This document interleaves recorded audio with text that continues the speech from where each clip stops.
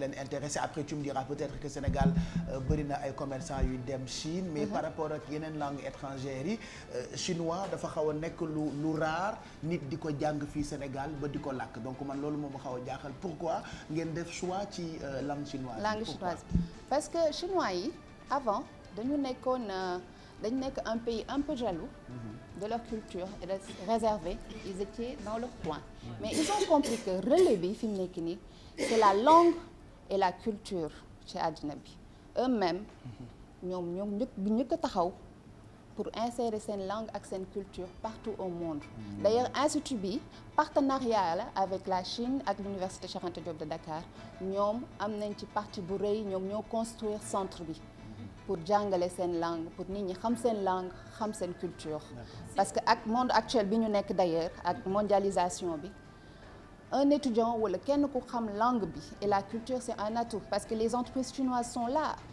donc c'est important nga mën a insérer dans une entreprise et d'ailleurs fi mu nekk nii entreprise yëpp on a des partenariats avec les sociétés chinoises high-tech bi technologie bi yeneen ak yeneen ñoom ñoo ci nekk presque ils sont numéro 2 deuxième puissance mondiale donc c'est un point un atout pour toute personne commerçante businessman loo mënti doon même médecin parce que celui-là c'est un étudiant de la faculté médecine il y a la médecine traditionnelle qui est là nit ñaa ngi commencé daw mais yenn médicaments yi di retourner vers la médecine traditionnelle et la médecine traditionnelle chinoise xam nañ ni tamit am na importance bu rëy te nit ñi bëgg nañ ko découvrir rek xam. C'est vrai que ñun xamuñu lu bari ci culture chinoise. Et je trouve que c'est important pour que nit ñi xam parce que ñoom déjà comme on dit chinois yi ci dëkku Afrique yu bari ñu ngi fay dem di fa implanté wu ak yooyu. Léegi est-ce que looloo waral ngeen nar a tëral ay journées culturelles pour gën a xamle peut-être seen cuisine seen façon de faire ak yëpp. Effectivement parce que en dehors de la langue au niveau de l'institut dañuy jàngale la culture chinoise.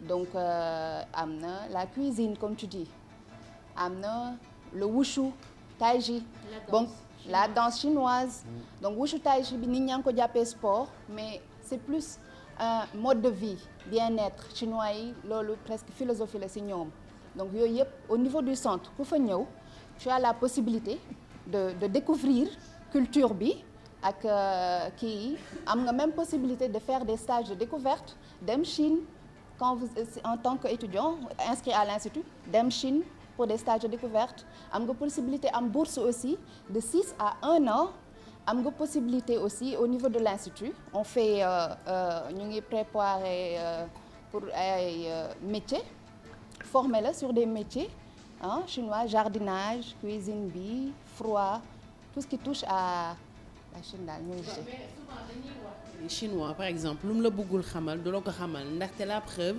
parfois da ngay ñëw di waxtaan ak ñoom ñu ne la dégguñu langue bi ngay wax te bu fekkente ne li nga leen di wax intéressé na leen dinañ waxtaan ak yow est-ce que ñoom dinañ leen wax seen secret yi nga xamante ne moom la ñu am yëpp que ce soit ci côté médecine bi côté culture wala yeneen ak yeneen vous pensez que dina am benn ouverture d'esprit. waaw Bijou boo nee secret rek mooy xaw nañ ko denc. mais ñoom it seen intérêt la no gis nañu seen intérêt wu ouvrir aux autres. pour jël ci. ñeneen ñi tamit et donc c'est un échange donc au niveau de l'institut c'est un échange carrément donc ñoom petit à petit on découvre la Chine leur culture seen langue seen mode de vie seeni valeurs yoo xam ne par exemple sérieux rigueur travailleur vraiment c'est des valeurs yoo xam ne c'est important que sénégalais yi war nañ ko copier war nañ ko adapter war nañ ko kii donc c'est un échange entre ñoom ak ñun parce que même via suñu activités yi Wayland dina la ci wax lu bari échange la ñuy def moo tax journée Confucius bi en plus d'une conférence bu ñu bëgg a def parler de Confucius pour sénégalais yi gën ko xam parce que ñu bari xamuñu sax Confucius donc dañuy def ay échange wane seeni culture ñun tamit génnewaat suñu culture parce que on aura même une troupe de danse qui va venir exceptionnellement de la Chine pour ñëw présenter seeni danse seeni culture ñun tamit ñu won leen suñu boss via ay prestations yu Wayland di leen. voilà ça se voit que ay passionné ngeen est-ce que mën ngeen ñu wax ci li ngeen di préparer fan lay amee naka lay demee très rapidement. voilà donc justement le jeudi 29 septembre dañuy préparer benn grand événement au Grand Théâtre National donc comme l'a dit Fama troupe artistique bu université de Ganan bu nekk Chine. ñooy ñëw Sénégal def seen benn prestation au Grand Théâtre donc ñoom tamit ñu indi seen participation donc par rapport à leur culture. Donc il y aura des prestations sur la danse chinoise donc prestations sur le wushu. Mais également sénégalais tamit dañuy indi seen prestation donc ce sera un brassage interculturel. Un échange. Les Sénégalais aussi vont faire des prestations. Donc le 30 septembre le vendredi il y aura également des prestations à l'Institut Confucius. Donc à l'Université Cheikh Anta Diop de Dakar près de la faculté des sciences économiques et de gestion. Donc sénégalais yi aussi dañu def ay prestations dina am ay défilés donc traditionnels. Dina am également prestations sur la danse donc ay sketchs donc des chants. Il y aura également prestations sur le wushu, le tai chi comme ni ngeen xamee les Chinois ils adorent ils pratiquent donc les arts martiaux sénégalais aussi dinañ apporter cette touche. Dina am aussi défilé faux lion chinois ak défilé faux lion sénégalais parce que ñun tamit am nañ suñu faux lion quoi Silva Gaynde. Voilà donc ce sera vraiment un grand échange. Voilà seen culture à chaque fois ñu gis ko daf ñuy éblouir. En tout cas merci on viendra. Certainement parmi ñi seetaan am na ñu bëgg découvrir wala jàng culture wala làkku chinois nan la ñu mën a def dañuy ñëw fi ngeen nekk c'est ça. waaw c'est ouvert à tout le monde. Le jeudi étudiant au Grand Théâtre. Étudiant tout le monde. C'est ouvert au grand public le jeudi à partir de 16h au Grand Théâtre et le vendredi également à partir de 16h à l'Institut Confucius. tey tamit chinois dafa niroo comme wolof quoi en fait booy jàng chinois am na ay mots yu bëri yoo xamante ne. ni hao. tu sens c'est déjà vu boo xoolee ni hao. comme par exemple. da nga koy dégg chinois. ma ni hao. ni hao ma. ni hao ma mooy na nga def xaw ma mooy xaw ma quoi si wolof. donc boo jàng à chaque fois chinois da ngay tu as l'impression que tu as déjà da ngay làkk wolof exactement. donc ni chinois hao ma ce qu'on leur explique quoi. c'est une belle langue en tout cas. comment on dit je t'aime en chinois. wo ay ni. wo ay ni. lii de kooku wax mu pees la. tey ay ni boo xoolee ba xool wo ay ni ay nii. ay ni dëgg la wolof mooy urul ay ni. dëgg la ur ay ni gis nga. voilà merci. merci ñëpp ñëw découvrir la culture chinoise mën na dem Grand Théâtre et le vendredi ñu ñëw à l'université Cheikh Anta Diop de Dakar on est en face de la FADEC. Inch'Allah. et ñu ngi ñaan tamit ñëpp ñëw jàng si culture chinois bi ak xam culture chinoise parce que ñu ngi ci dëkk bi léegi. Voilà. Merci beaucoup. Cessier. De rien. De rien. Bukachi. Bukachi. Taïtian, au revoir. Voilà. Taïtian. génn leen mooy naan. génn leen. woo xoo ja. expliqué noonu woo xoo ja waay. woo xoo ja. xoo ja rek yow. laajaatuñ la beneen moo woo xoo ja mooy génn leen. ñu expliqué ay baat. woo xooy ja oo xoo ja. woo xoo ja. waaw kay woo xoo ja. quand même. quand même ah ñii ñan la nii yow tamit seen làkk bi neex na rek mën ngaa fii ñu bëgg a takk ay mool quoi di expliquer par benn baat waxoo ja voilà sortez du plateau merci Aïssatou pour ñi nga ñu indil tey donc ak coopération sino-sénégalais ak centre d'apprentissage boobu la nga xam ne ni ñoom dañuy jàngale culture chinoise il reste aussi livre boo yore c'est un livre de qui Ndeye Marie Aïda Ndiéguène, c'est un lion en cage. Ah, donc un lion en cage. Elle est née en 95, c'est une étudiante. xale la alors. xale bu ndaw la. Ah, c'est un bébé. doomu Ndiéguène la si je me trompe, le journaliste. Lequel des Ndiéguène? Bu RTS. Ah, voilà, Mamadou Ndiéguène. Voilà, Mamadou Ndiéguène. Ouais. Elle est étudiante en mathématiques, donc c'est son premier roman. Donc c'est un livre sur le destin. Donc elle se pose beaucoup de questions par rapport à est-ce que nous on maîtrise ce qu'on fait ou est-ce qu'il y a une main supérieure boo xamante ne mooy diriger lépp lu ñuy def. Donc voilà, c'est un livre intéressant, un lion en cage. ñu ngi ko édité Harmattan ku ko bëgg di nga ko mën a am foofu. Voilà. Si réellement son papa mooy Mamadou Ndiéguène, c'est un très grand journaliste. Et puis ku ne dégg na famille Ndiéguène fii Sénégal, une très grande famille religieuse. ba noppi itam ay intellectuels bokk ci famille boobu donc xale bi juddu 1995 bu bindee livre je pense que mënul lu dul nekk livre bu riche nga mu tudd un lion en cage. On vous le conseille ah jàppale leen xale yi nga xamante ni ñoom ñooy bind 95 ak léegi defe naa yàggul ah. xale bu ndaw la xale bu ndaw la elle a bu quoi bind. 19 ans. Ah ouais, c'est un bébé. bébé hein. Ouais, c'est un bébé. On est fiers. Donc, un lion en cage. Et puis, musée de l'histoire afro-américaine, Washington, inauguré par le premier président noir. Voilà, c'est un paradoxe nga xamante ne samedi la Barack Obama inauguré musée boobule et en même temps il y a des tensions raciales yu am te musée bi day wane émancipation des Afro-Américains léegi c'était un grand événement donc ñëpp fa nekkoon ñoom Colin Powell, Angélique Kidjo. L'ancien président des États-Unis il y avait tout le Gotha américain muy star yeeg njiitu réew yeeg yëpp ñëpp teewoon ci événement bu mag boobule Angélique Kidjo nag moom moo doon représenté Afrique. Elle était partie. Voilà moom la ñu jël mu woy elle a repris la chanson de Bob Marley Redemption Song nga xamante ne dafa doon wax ci exode les esclaves noirs.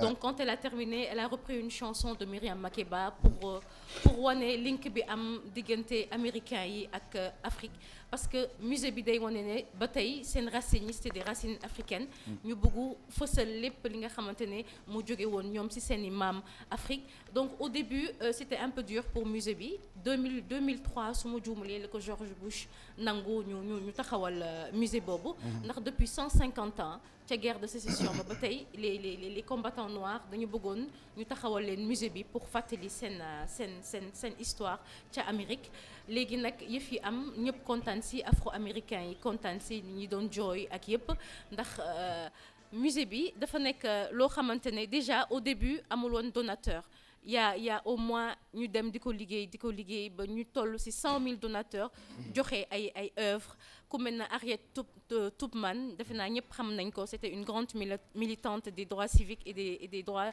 des Afro-Américains moom benn livre de psaume moo fa nekk pour wane képp ki nga xamante ne muy Afro-Américain li nga liggéey foofu ca États-Unis mu ci wàllum culture mu ci wàllum sport ku mel ne Mohamed Ali ay liggéeyam fësal nañu ko fa ak ñeneen et donc j'ai voulu revenir sur ce musée qui était d'une grande importance pour tout le monde. Musée bi ki ko inauguré du premier président noir. Voilà, aussi c'est voilà quoi il en est à son dernier mandat moom mooy premier président noir donc day nekk loo xamante ne benn kii bu mag la. nangu quoi voilà nangu tout à fait si teewaayu voilà et il y avait aussi comment il s'appelle le mari de Hillary. Il y avait Bill Clinton. Bill Clinton aussi.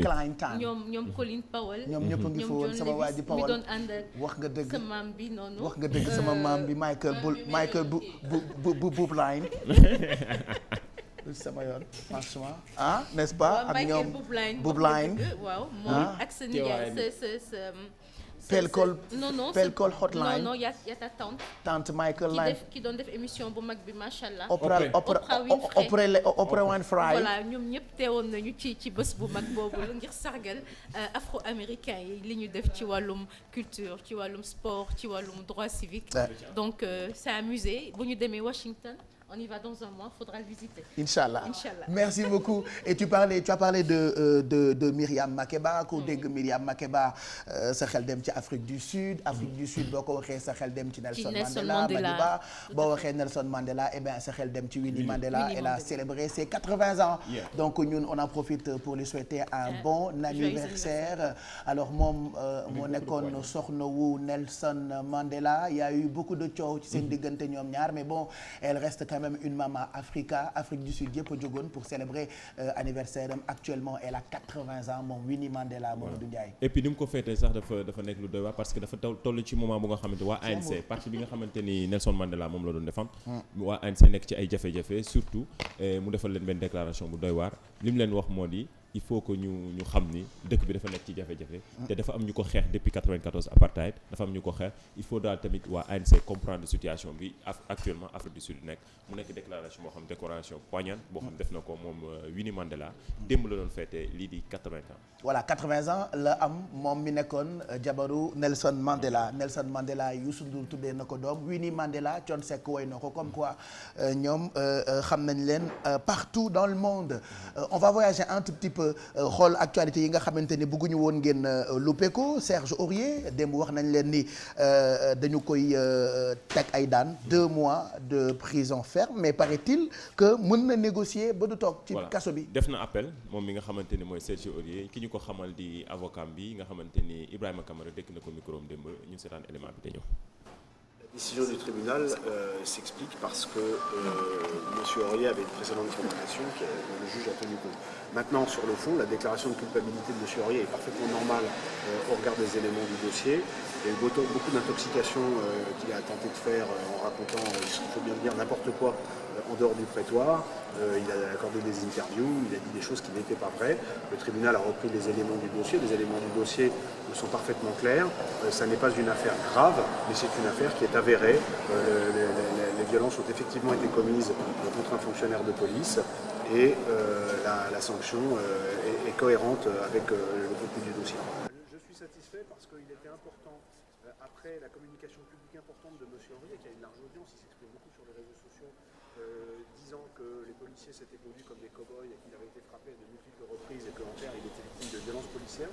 Dans le contexte actuel où il y a énormément de tensions, notamment la nuit, envers les policiers parisiens, il était important de remettre l'église au centre du village et que ce soit enfin la réalité du dossier qui triomphe et non pas une communication publique dont je dois dire que je ne la comprends pas et pour vous dire je la trouve un peu suicidaire. Je pense que les footballeurs professionnels n'ont pas un devoir plus que les journalistes, les avocats ou les citoyens qui font un autre métier. Dans leur comportement, chacun a le droit enfin le droit non, mais chacun peut déraper. Par contre, là où l'homme public, footballeur ou non, mais là où l'homme public a une forme de devoir, c'est dans la façon dont ensuite il s'exprime sur ce qui s'est passé.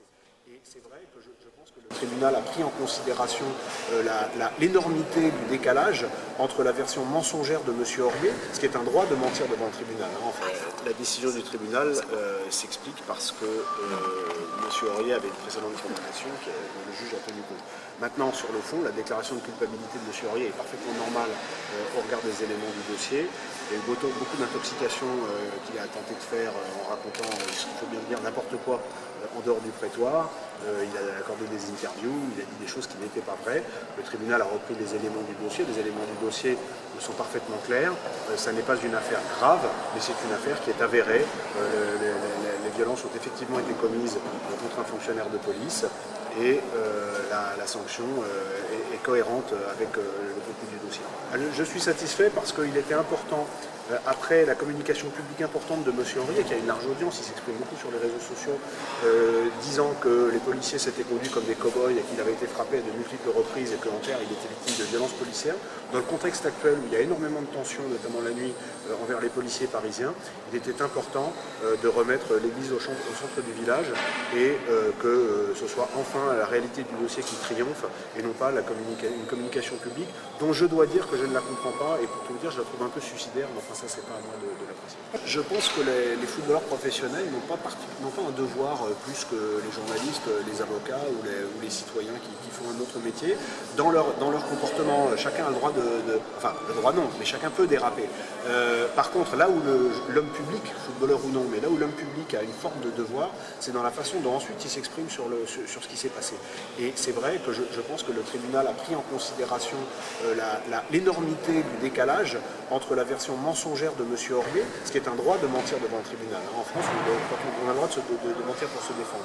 Mais l'énormité du mensonge de M. Aurier dans sa version publique, voilà ay leeral jëm ci coow loolu topp Serge Aurier. voilà avocat Aurier moo doon ñëw indi ay leeral di wax situation joueur bi actuellement surtout relation bi mu am ci li ñu koy tuumaal nga xam ne altercation bu mu def ak ay policiers ci jamono le 30 mai dernier bi nga xamante ne moom la ñu génn moom tamit ñëwaat na ci expliquer bu baax ci position joueur bi actuellement surtout ak ni mu nekkee ci équipe am ba tey dafa def appel ñu ngi koy ñaanal yàlla mu génn ci situation yi. ci saa si la Nicolas Anelka def réaction. waaw Nicolas Anelka moom mi nga xamante ni parisien la woon moom tamit nekk dëkk Paris am position bu baax ci France nekk fa ancien international moom li mu mënul comprendre mu ne France bi nga xamante ni dafa dàq Burkini nangu ay lu kenn xamul loo maanaam plage nudistes yi nga xam ni Paris daf ko commencé ñëw accepté nee na di ŋàññi ñii di ay ñoom Aurier seen situation yi nga xam ni ay fait yu ndaw la ko tuddee moom Nicolas Anelka di yeesal njàppalam ci réseaux sociaux yi la daal di expliquer situation bi jàppale bu baax Aurier de ne defa ni rek ni mu nekk nit ku ñuul moo tax. voilà et puis bi ci guddi lañ doon amal face à face bu mag bi ci diggante ñaari candidats yi Hillary Clinton ak Donald Trump. waaw ci liñ ci jàpp rek moo di spécialiste yi nga xamante ne ñoo daal di yëngu ci média li mu ñu expliqué rek moo di kii di Hillary Clinton moo am taxawaay bi gën a am solo maanaam moo gën a ràññeeku ci face à face bi amoon digganteem ak Donald Trump. Pape Cheikh di xam ni di Donald Trump démb lim daan def moom lañ ko def dafa ñëw daal di taxaw ci position boo xam défensive la kii di Hillary Clinton daal di koy attaqué bu baax. da koo tëmbale expliqué wul joxewul ay explications yu leer ñi nga xamante ni ñooy spécialiste en communication yi ñoo daal di koy expliqué tey ci suba si point bi mu ci gën a jàpp nag mooy surtout bi kii di Donald Trump daal di expliqué nous sommes un pays très endetté kii di Hillary Clinton daal di koy tontu peut-être parce que vous ne payez pas vos impôts. ak bu muy wax que moom meilleur atome mooy personnalité am. voilà ñëwaat na ci loolu personnalité am ak surtout ak ñi nga xam da koy dafay discrimination bi muy def fële ci États-Unis ci pour surtout bu yàggul dara mu expliqué kaawu nationalité Obama kii di Hillary Clinton daf ko daal di tontu daal di ko expliqué ni ko tolluñu situation boo xamante ni da ngay ñëw ñi fi nekk président am fi jaloore bu ñu fi def ngay ñëwaat ci ay nationalité mag fi ñu bokk ak loolu benn xeet la. je pense que personnalité mooy pire atout. en fait c'est ça qui est drôle il a dit que mon meilleur atout mooy personnalité. Hillary Clinton ne ko waaw. et tout le monde était par terre parce que moom personnalité am la ko ñëpp di xase et quand il vient lui-même dire que c'est son atout alors le reste on n'ose même pas imaginer ce que ça va être. beneen poñ bi mooy bi mu koy laaj ne ko ci wàllu am-amam parce que dañ koy duppe milliardaire lu mu am dafa bari ak yooyu te moom dafa ni carrément du def maanaam déclaration de patrimoine du wax li mu am yëpp fan la ko jëlee Hillary Clinton daal di koy tontu ne ko daal di koy laaj ne ko looy nëbb américain qu'avez-vous caché aux américains. voilà il n'a pas répondu. nee na pas répondu. ba pare xam nga moom tout le temps day nekk self-made man la que moom moo sonnal boppam defal boppam ba am Hillary Clinton ne ko sa papa 14 millions la jox pour nga départ c'est un sacré coup de pouce. voilà en tout cas mooy maanaam daal daaj nañ ko daal. ñoom ñooy ñaari candidats yi gën a siiw actuellement ci wàllu élection donc seen course Maison Blanche la jëm sànq rek wan nañ leen.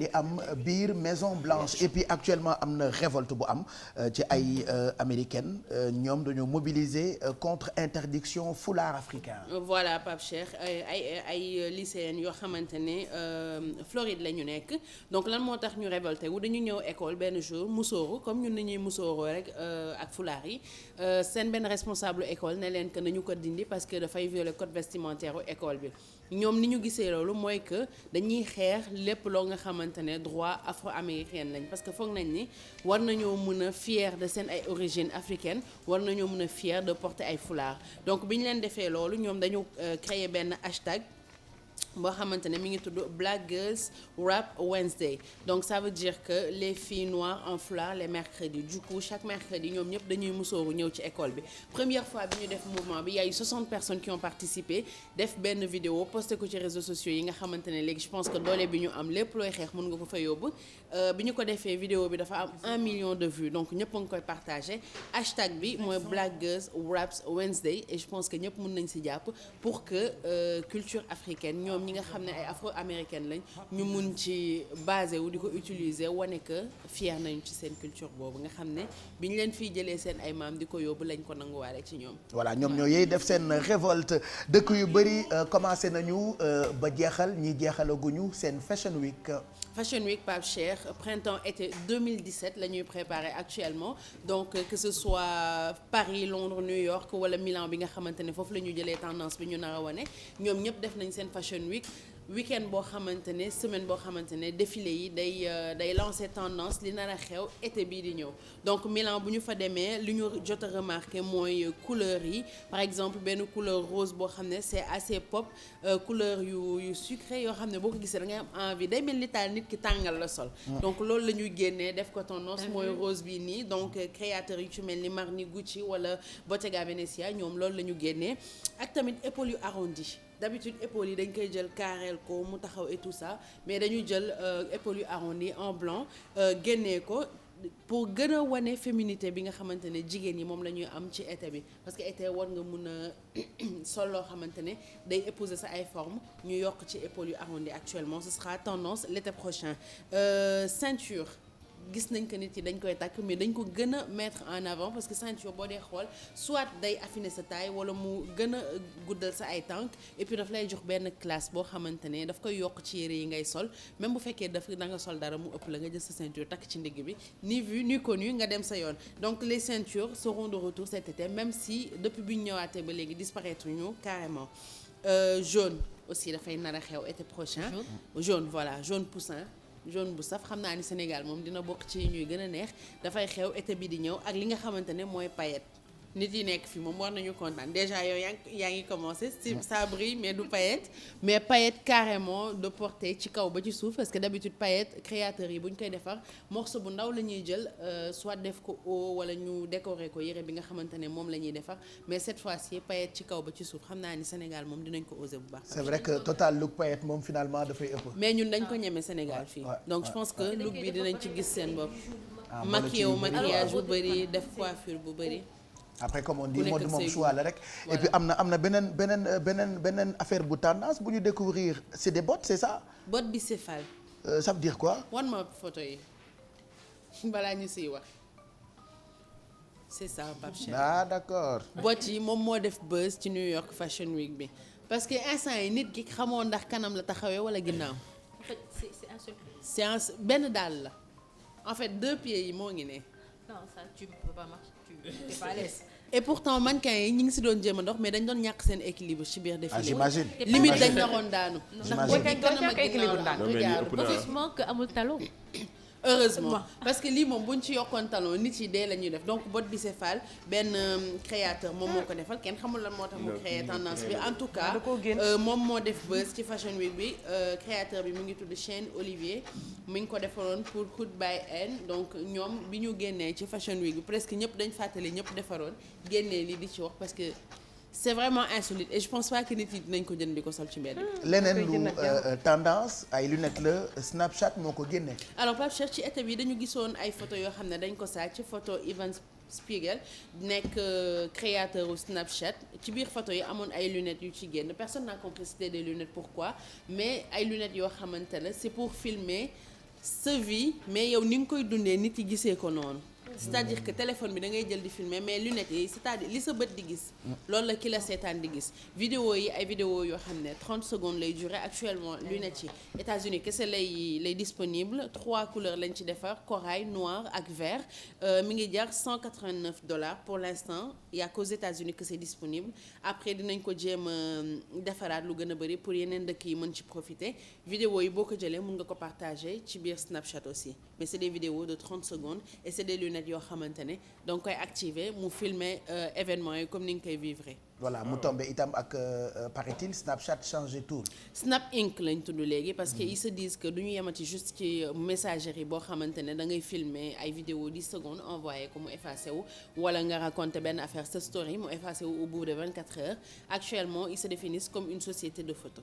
voilà à voir parce que il paraît que am na yeneen produits yoo xamante ne c'est des produits à venir voilà en tout cas ñoom carton la ñuy def côté réseau social. moo tax nanguwul jaay ba léegi fii ci Sénégal lunettes yi. ñu waaw lunettes yi spectacle lañ tudd. ah d'accord. voilà merci. dëgg la de bilaay kii yaa dëgg la loolu lañ ko tuddee ñun ñu ngi préparé octobre rose voilà dëkk yu bëri commencé nañu dem ci mouvance su octobre rose par exemple démb Paris jël nañu tour Eiffel bi teel koo taal pour mu àndandoo ak ñi nga xamante ni ñoo tànn mois d'octobre bi pour xeex li nga xamante ni wala jàppale ñiy xeex cancer regardez ces images dans quelques minutes lii ça s'est passé hier Bijou dafay tàkk bu ko defee dès le 1er octobre ñoom tamit ñu jàpp ci ñi nga xam ne ñooy xeex feebar bu bon boobu di cancer du sein surtout nga xamante ni bëri na ay jigéen yoo xamante ni actuellement feebar baa ngi leen di gaañ ñun tamit comme chaque année depuis 2 ans Yeewu Leen dafay dox ci couleur rose le 1er octobre inchallah on sera tous en rose. On fera comme dëkk yu mag yi ñun tamit dañuy dox ci mouvement su octobre rose. octobre rose Pape Cheikh xam nga Tour Eiffel dafa nekk léegi symbole de revendication boo dee fàttali ko attentat yi bi mu amee en France dañ ko defoon bleu blanc rouge bi Mali bi ñu leen attaqué dañ defoon drapeau Mali vert jaune rouge ci couleur Tour Eiffel bi actuellement parce que nit yëpp fay dem. àdduna bi ñëppay dem di seeti Tour Eiffel bi am na ñuy dépenser xaalis bu bëri pour mun a gis seen monument bi donc bu fekkente ne mois d'octobre dañ ne octobre rose dañ ko jagleel lépp luy xeex cancer ñu jël Tour Eiffel def ko en rose je pense que message bi dafay gën a jàll parce que ku ci ñëw fekk mu rose di nga laajte lan la bu ñu la ko waxee dina la conscientiser quelque part. mu ngoog donc ñu ngi xalaat ñi nga xamante ne ñu amee feebar boobu leen di cancer surtout cancer du sein ñun ci télé bi à partir du 1er octobre chaque jour dinañu dox ci couleur rose. Et dépistage yi dafay gën a moins cher. ci mois d'octobre je pense que c'est à 15 000 au lieu de quelques centaines de mille. et puis ñoom dinañ leen recevoir sax d'ailleurs ci plateau bi le premier pour ñu waxtaan ci seen combat. Merci en tout cas Bijou pour toutes ces infos on va recevoir maintenant représentant wu association bi di ESC sans frontières alors association la boo xamante ni li ñuy daf ñu neex ba on leur a demandé de venir nous voir parce que ñoom dañuy jàpp ci njàng mi ak njàngale mi ci ay yenn ci ay villages alors def ay boutiques scolaires jël ay cahiers yi am na ci yoo xamante ni sax dina am Futur Média jaayee ko ci prix boo xamante ni ñu bëri dañ ci mën di profito donc c'est des boutiques scolaires Tungune du teew ñuy nataal ñu ngi ak Kalidou Ath représentant ESC sans frontières Sénégal merci d'être là. Merci. Alors wax ñu ci seen association bi qu'est-ce que vous faites exactement jéem naa expliquer mais yow boo ko expliquer defe naa téléspectateurs yi dinañu gën a mën a comprendre li tax ñun ñu kontaan ci seen combat. Merci d'abord. Permettez-moi de vous remercier tous pour l'invitation. Donc en fait, nous sommes une association ESC sans frontières. L'association, en fait, la base est partie à l'École supérieure de commerce de Rouen. Donc, il est composé de différentes nationalités que nous retrouvions dedans. C'est pas seulement des Sénégalais. Donc, parmi nous, il y a des Arabes, parmi nous, il y a des Belges, parmi nous, il y a tout le monde en fait, tout étudiant. Voilà, il y a la France. En France, il n'y a pas que des Français. Ouais, donc voilà. Vous avez bien compris. Ça, donc, c'est la France. Ouais, c'est la France en fait, avec sa diversité culturelle. Voilà. Donc, nous, on a pensé de faire l'association, de mettre en place, rien que pour appuyer ces enfants-là démunis, dont leur accès à l'école n'est pas si facile. D'accord. Donc, tout ce que nous avons, tout ce que nous pourrons cotiser, ça va directement à l'endroit de ces enfants. Qu'est-ce que vous faites? Vous faites des collectes de dons, vous achetez des cahiers, vous créez des cahiers ou des fournitures D'abord, nous faisons des collectes de dons. D'accord. En essayant de trouver des partenaires, comme la TFM, comme le groupe Futur Média, comme Vitali, tout le monde. D'accord. Donc, du coup, notre objectif, c'est de sensibiliser en fait ces grandes entreprises au Sénégal et partout à travers le monde, de nous pouvoir rejoindre dans ce que nous faisons, dans notre idée. Donc, on a pensé à l'essentiel. Donc, l'essentiel, c'était quoi d'abord? D'essayer de gagner la confiance de l'entreprise. Parce qu'il y a pas mal d'associations, mais nous, ce que nous faisons, en fait, c'est réel. Donc, parmi nous, il y a notre responsable qui s'appelle Mariam Anne, donc, qui est de Chilogne. Donc, mais cette fois-ci, le projet va directement à Kédougou. Et Kédougou, on a pensé à la distance de Kédougou à Dakar. Donc, si vous voyez, par exemple, les cahiers à 200 francs, les cahiers à 200 pages, que nous vendons, par exemple, à Dakar à 300 francs. C'est vrai que les cahiers 200 pages de cher. Oui. Donc, vous vendez ça à combien? Nous, on vend ça presque à 150 francs, à 100 francs. 150 francs, ouais. C'est Et cool, tout ça, si c'est possible, c'est grâce à nos partenaires. Donc, c'est des boutiques, c'est ça? Comment vous Pardon? C'est des boutiques. Les partenaires. Oui, parce que ce sont des boutiques que nous mettons en place et nous travaillons avec nos partenaires. Donc, même les boutiques, en fait, la personne que nous mettons là-bas, il sera membre de l'association ou partenaire de l'association. Donc, du coup, nous ne faisons pas, comme on le dit, nous, on essaie de réduire d'abord à bas prix. Parce que l'objectif, ce que nous obtenons des autres, on veut leur montrer, voilà en réalité, ce que vous nous avez donné comme don. Et aujourd'hui, on ne peut pas donner ça gratuitement. Pas, vous vendez, mais à bas prix. Très bien. Super. Donc, c'est réduit. Donc, je pense qu'aujourd'hui, si vous allez, par exemple, dans la région de Kédougou, comme Salémata, jusqu'à Fongolemi, donc nous avons déjà des boutiques et que les fournitures scolaires, on a jusqu'à 70 000 fournitures scolaires, dont 30 000 cahiers, et c'est disponible pour la rentrée 2016-2017. Et tu pleures. Voilà. Je pense que c'est magnifique parce que loolu moo tax on s'est dit on va recevoir cette association donc sans frontières avec c'est ça la France hein voilà donc avec des étudiants en commerce de Rouen. Alors les boutiques sont déjà ouvertes, c'est ça? Ouais.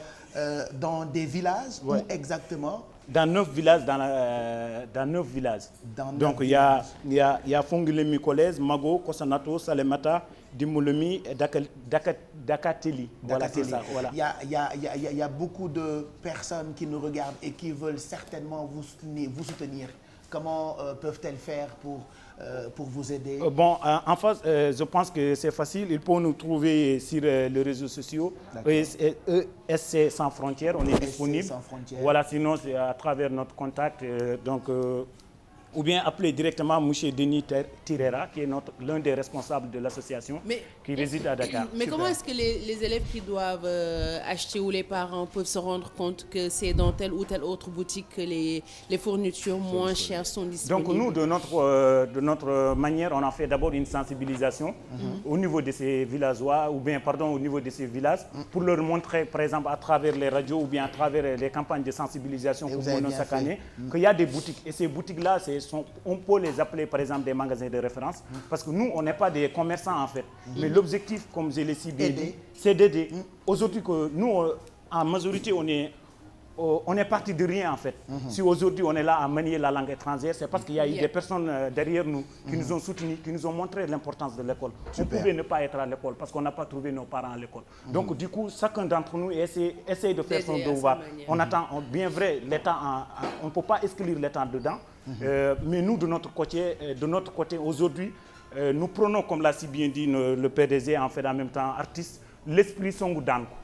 Donc c'est pas trop, mais tu vois. Voilà. Ça c'est les tout couleurs de c'est les alpulaar. Ouais, mais ça c'est les alpulaar. Le PDG, je sais pas. Voilà, je dis que il a dit Song Danko. Voilà, c'est l'esprit Songu Danko qui est en nous en fait aujourd'hui. C'est un esprit que nous vivons et que nous savons qu'en réalité c'est vrai. Parce que ça nous a aidé malgré les obstacles, d'y croire que ça va aller quoi. Voilà. Donc aujourd'hui nous vivons cet esprit, nous vivons ensemble cet esprit. En tout cas, bon courage. Merci, voilà quoi. Et donc nous, pour terminer, l'association est reconnue à travers ce logo ESC Sans Frontières. Voilà. Donc je pense que ce serait un moment de remercier tout le monde, de remercier les partenaires, de remercier ces Français, ces Belges, ces Arabes, ces athées qui nous croient et qui croient au Sénégal. Donc l'envie de faire pour le Sénégal est là et ça reste Inch'Allah.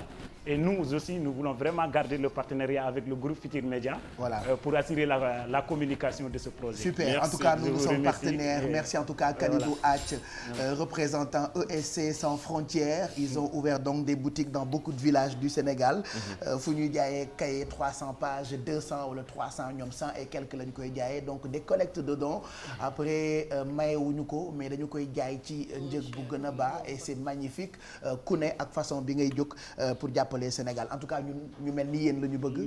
On dit souvent que boo demee ci dëkk yi da nga ci gis ay bañ Sénégal et pourtant c'est des Sénégalais d'origine mais heureusement ba parmi ñooñu am na ay bëgg Sénégal et que yéen ci ngeen bokk moo tax Futurs Médias daf leen ci gunge. Merci d'être passé nous voir. Merci. Exactement 9h47 bu leen fàtte ni ñu ngi leen di xaar pour seen ay anniversaire envoyé ay photos wu ñi nga xamee ni bëgg ngeen leen souhaiter bon anniversaire mais je pense que jot na pour ñu dem nag ci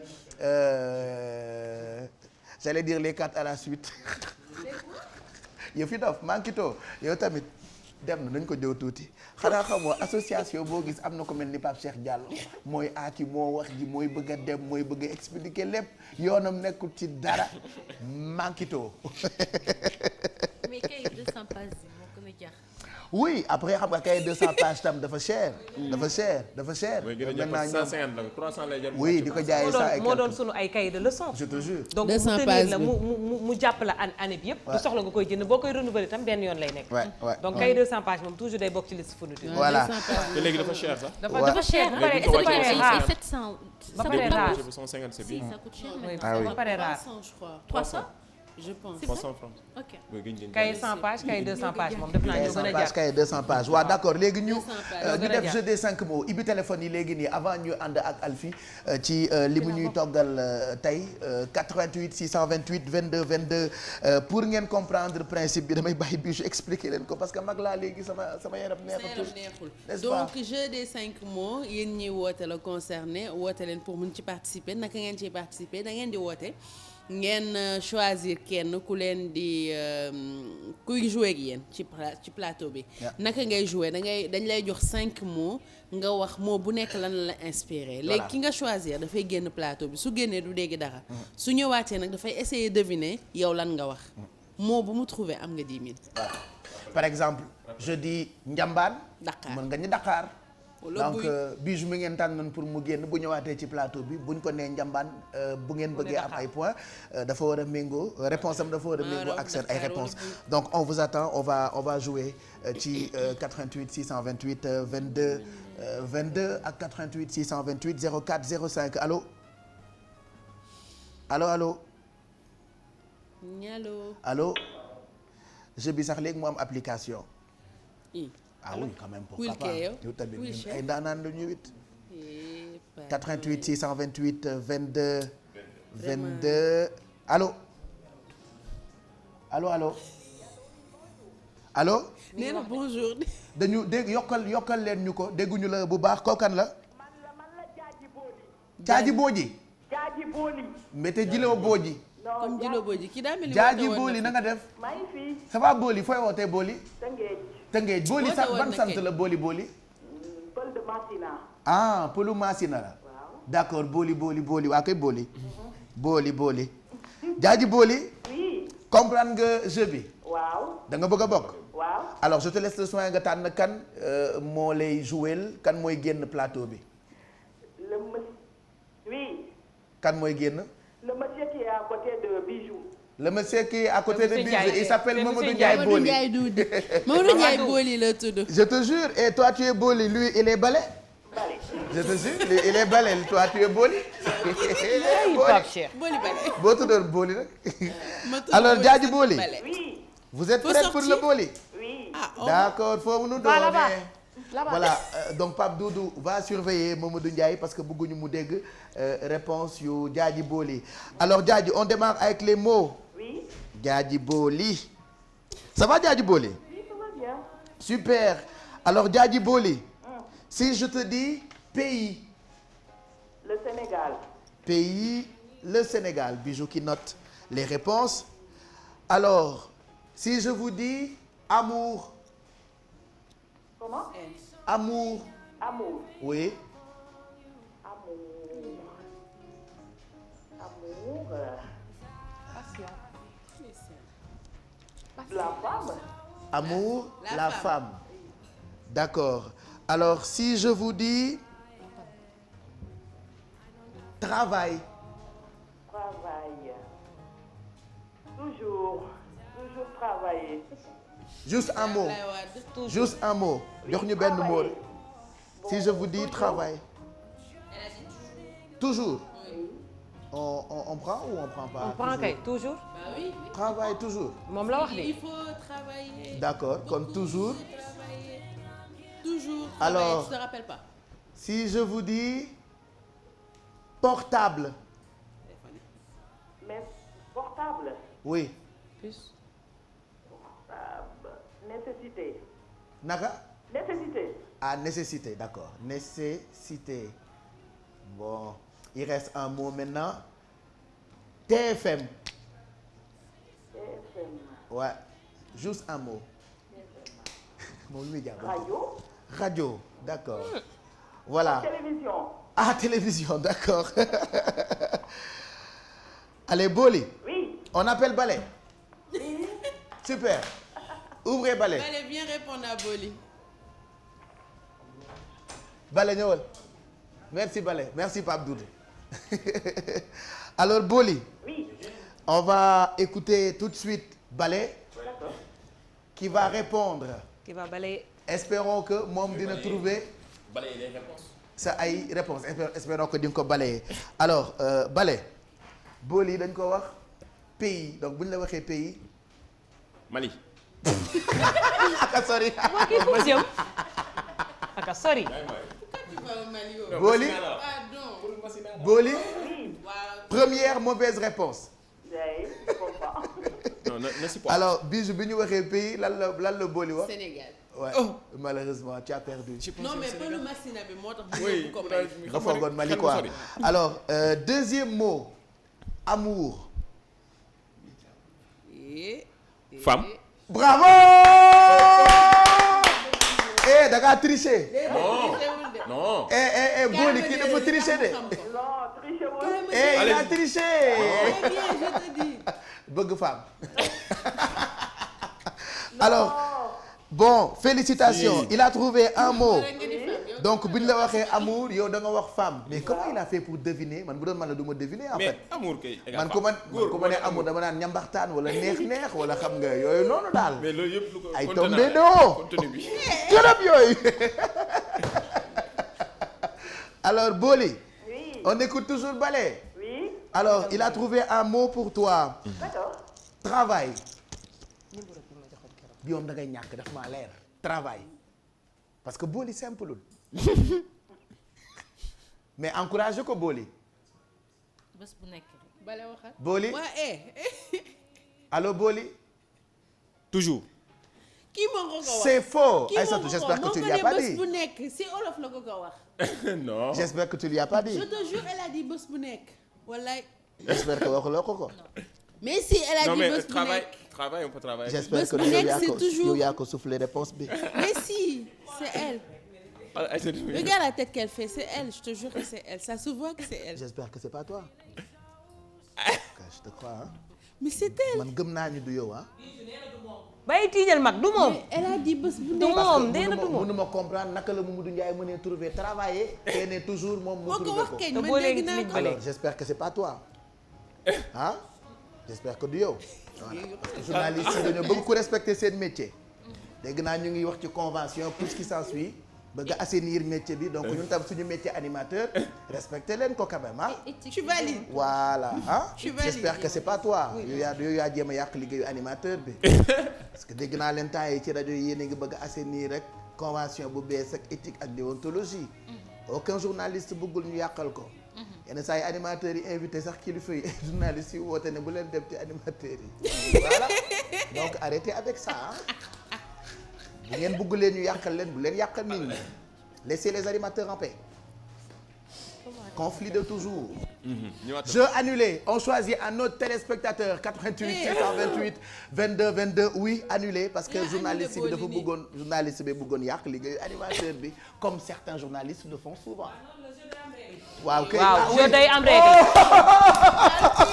oui c'est moi yéen stable. jeu day am règle waaw oui sanction. voilà donc jeu day am règle. annulé wala candidat annulé wala keneen épreuve woote. annulé nañu jël beneen téléspectateur c'est le jeu des 5 mots bu ñu ko joué ba pare Mamadou Mohamed Ndiaye moo ñuy defal revue de presse bi après Alfi ak li mu ñuy toggal 88 628 22 22 wala 88 628 04 05 allo.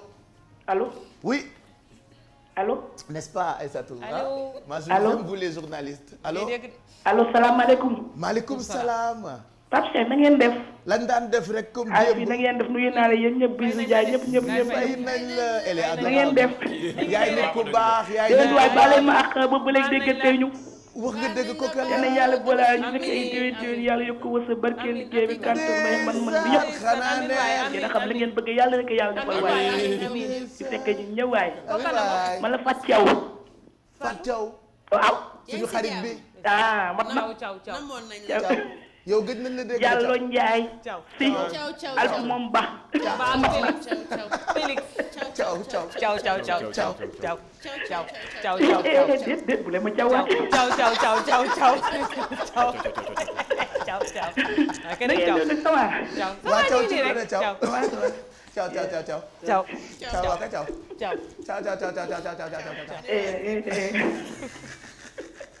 Thiaw caw caw baa ñëpp ci jàmm. waa jàmm rek indi la. bilaay jàmm rek Thiaw jàmm rek dëkk waa kër gi nag. Thiaw ça va Thiaw ñu ngi si jàmm ñëpp. ñëpp a ngi ci jàmm Thiaw barikaale indi la. Thiaw yow yaa dëkk Thiaw leen non ah. Ciao leen nga dëkk. Thiaw waa kay Thiaw déedéet dëgguma Thiaw leen. waa kay Thiaw waa kay Thiaw Thiaween laa dëkk Thiaween. Thiaween d'accord alors est-ce que comprendre nga jeu bi jeu des 5 mots. waaw comprendre naa. da ngaa bëgg a bokk. waaw léegi wax ma kan ngay tànn pour mu génn plateau bi. Alfi. Alfi 100 000 ngay am tey. moo gën a garaaw ay sotti pay fall yóbbul leen ma ko ci douche ba. 100 000 ngay am tey. Pape Doudou fii lay génne. Pape Doudou yóbbu ko ci douche bi côté bële. voilà amen laa ko ma génne fii gars. waaw wuy bonde bi waaye. allez alors Thiaw. waaw Diallo. bilaay namoon naa la nag. maa leen raw. temps yi da nga ñëw gëj a woo. bu déet fi foofu kat dafa neexul a duggee. dégg naa temps yi da ngay seetaan beneen télé. déedéet mu ngi si àddina. loolu laa dégg xam ngeen seen télé bi si rajo laa ko jàppee nii. dégg naa temps yi da nga am beneen télé. parce que damay occupé de trop moo tax. ah d'accord si rajo bi laa ko jàppee nii. ci rajo bi nga koy jàppee 99.4. yaa yéey de. yéen a ko yor nag. alors ma wax la moo bu njëkk bi. waaw. ceebu jën. kooku eggal na waa ja. ceebu jën Penda Mbaye. bon Penda Mbaye c'est facile ceebu jën Sénégal. ceebu jën ma bind Sénégal. waaw d'accord ceebu jën mu ne Sénégal comme Alfie moo dem ci biti on va rester très lekk. alors su ma la nee Saint-Louis. du Sénégal. oui du Sénégal. yow sa réponse yëpp Sénégal bi ko nar a def. su ma nee Saint-Louis nga ni lan du Sénégal ba tey. sabula mos ñu maintenir du Sénégal ñu téye du Sénégal. oui.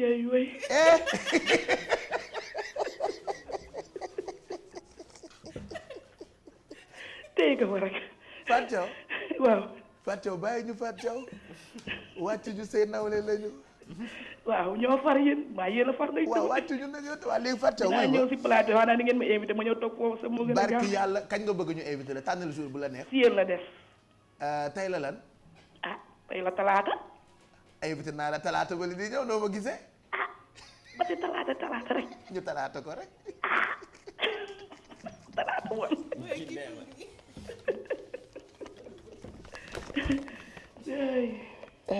mos ngaa gis kuy animé émission ba yàgg mu xam ci biir émission bi. lu ko tax a xam. xanaa di jàmm. xanaa nga ñëw tuur ma ndox rek. tuur ndox. waaw. tuur ndox nga foog. waaw lay tax a jox. fekk ma xam su ma xamee xanaa di nga ma tuur ndox yow tamit talaata. est-ce que ndox moo lay yëkkate sax yow. ndox mu foor mi yow laa bëgg sama xol. oui ma léegi Saint-Louis nga ni du Sénégal. waaw super su ma la nee l'observateur. sachant que damay def allusion ci quotidien bi. l'observateur journal super. l'observateur nga ni journal. su ma la nee beurre. waaw. pain.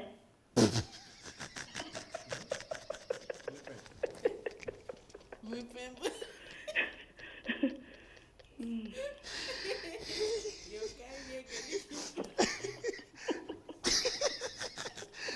léegi Thiaw. waaw. su ma la nee kawas. kawas. Mohamed Ndiaye mu tordu bi mu ngi xalaat leneen. kawas waaw. pied super.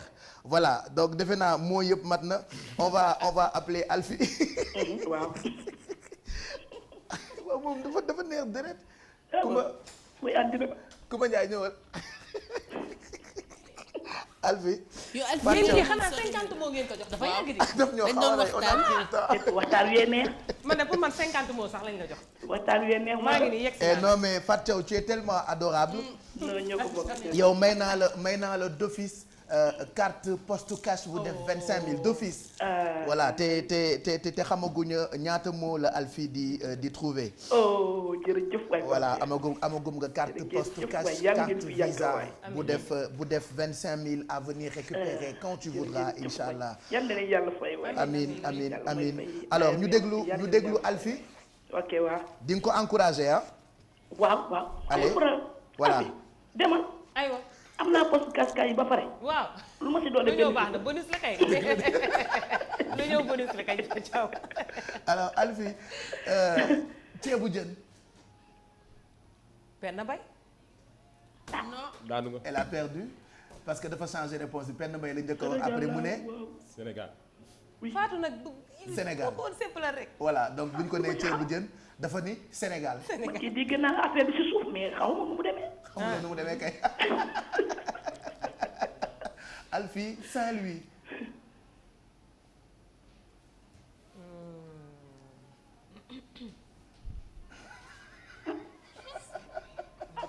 moom laa jëkk.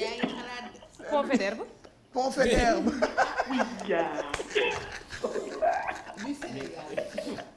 waaye yow Fatou xanaa Sénégal nga nekkee. man kay Sénégal. lépp Sénégal. waaw lépp Sénégal kay. allez un fii laa nekk nag.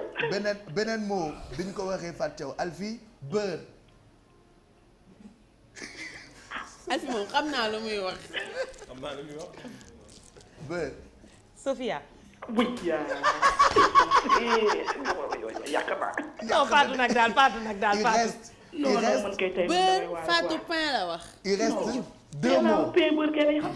pain beurre kay quand même. ah waa pain beurre. xale bi démb ñu ne ko la mburu mu ne chocolat. voilà donc il reste deux mots. Il reste deux mots. alors kawas. Dàll. xaw nga ko jege. pied. ah.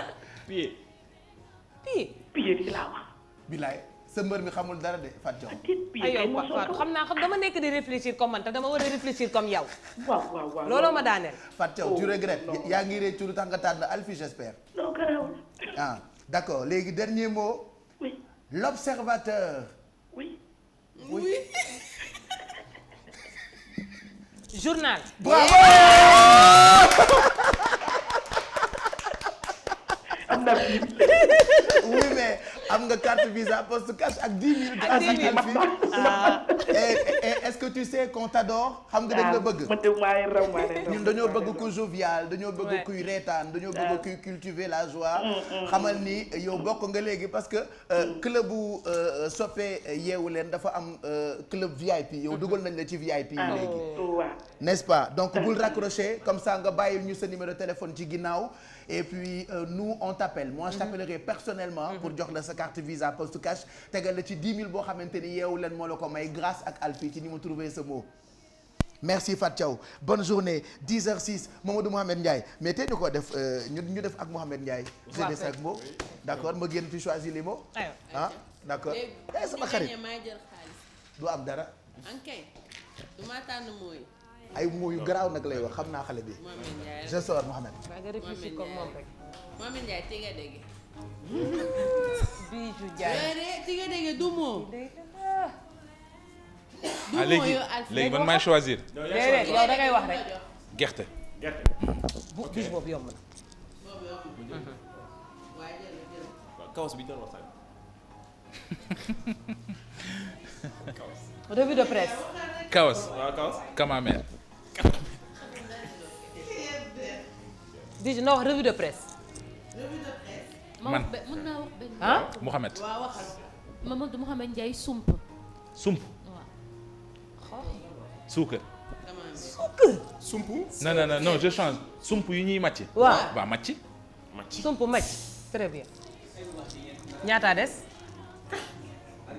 jeex na non. non des na benn am na benn boo doon wax. non man kawas laa wax. revue de presse lañ wax. revue de presse. Mouhamed. ok. Il y a quoi 4 mots? c'est bon. Yanaka des na benn. Di tax. waaw sump ak di tax ay sori sump ak di tax daa nduroo. non dañoo. non nañ changé. choisir benn. sump ak di tax dañoo nduroo yëpp màcc la. dañu ko màcc la sorianto wuñ. plateau. non Kumba. Kumba. Kumba waaw. Kumba da koy trouvé. déedéet du ko non du ko trouvé. Henriette. Henriette. Kumba carrière. ak sori. woo ko mu ñëw. yow da nga xam ko. waaw ñëwal. woo ko mu ñëw. ñëwal rek. voilà. léegi dañuy wax